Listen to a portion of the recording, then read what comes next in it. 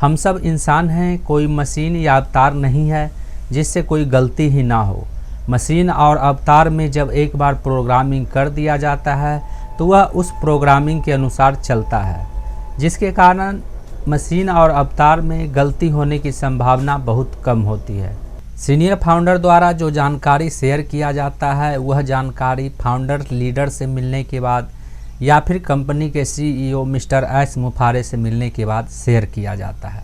Senior leader द्वारा और CEO द्वारा जानकारी मिलने के बाद वह जानकारी फाउंडर्स को शेयर किया जाता है और कई बार जानकारी शेयर किए जाने के बाद उसमें कुछ बदलाव कर दिया जाता है, जिसके कारण फाउंडर्स को ऐसा लगता है कि हमें बताया कुछ और गया है और हो कुछ और रहा है। और कुछ ऐसे भी सीनियर फाउंडर हैं जो अपने फाउंडर्स को बढ़ा चढ़ाकर जानकारी देते हैं, जिसके कारण फाउंडर्स को सही जानकारी नहीं मिल पाता है। और आज के इस वीडियो में हम आपके साथ कुछ ऐसा ही इन्फॉर्मेशन शेयर करने जा रहा हूं जो सीनियर लीडर द्वारा दिया गया है। नमस्कार दोस्तों, मेरा नाम है मंटन शर्मा। $97 निवेश करने के बाद आप OnPassive के फाउंडर बने हैं, लेकिन क्या आपको पता है कि फाउंडर्स की वैलिडिटी क्या है? $97 में कितने दिनों का वैलिडिटी फाउंडर्स को दिया गया है?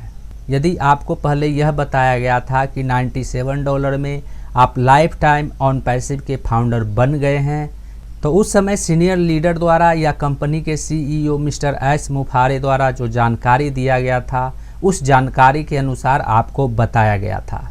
लेकिन अब यहाँ पर बदलाव कर दिया गया है। $97 में आप सिर्फ 1 साल के लिए OnPassive के फाउंडर हैं और फाउंडर मेंबरशिप का समय 1 सितंबर 2023 से शुरू किया गया है, जिसका वैलिडिटी 1 साल बाद ख़त्म हो जाएगा।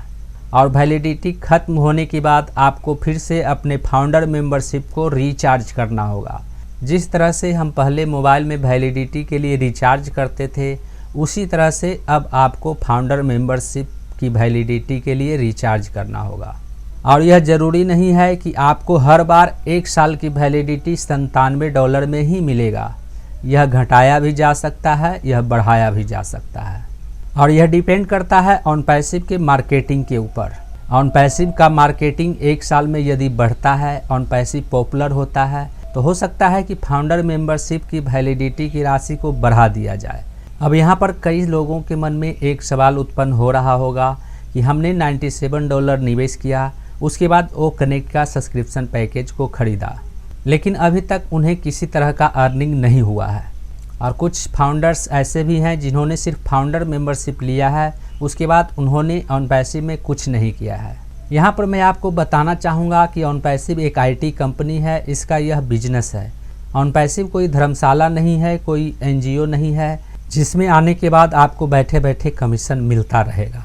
OnPassive में 1 साल बाद वही फाउंडर टिकेंगे जिन्हें टेक्नोलॉजी का नॉलेज है, और जो टेक्नोलॉजी के बारे में कुछ नहीं जानते हैं, उन्हें एफिलिएट मार्केटिंग नहीं करना आता है।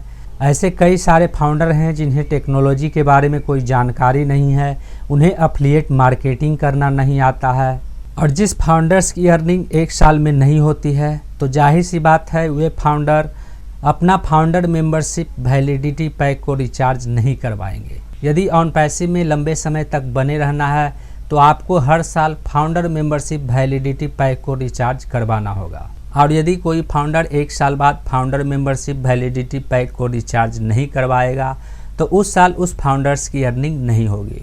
तो कुल मिलाकर यह कहा जा सकता है कि जब तक OnPassive में आप कोई एक्टिविटी नहीं करेंगे, सब्सक्रिप्शन पैकेज सेल नहीं करेंगे, एफिलिएट मार्केटिंग नहीं करेंगे, तब आपको कमीशन ही नहीं मिलेगा, आपकी अर्निंग ही नहीं होगी। तो उम्मीद करता हूँ इस वीडियो में दी गई जानकारी को आप अच्छी तरह से समझ गए होंगे। इस वीडियो से संबंधित यदि आपके मन में कोई सवाल है तो आप हमें नीचे कमेंट में पूछ सकते हैं। आज के इस वीडियो में बस इतना ही। मिलते हैं अगले वीडियो में नए टॉपिक के साथ। जय हिंद।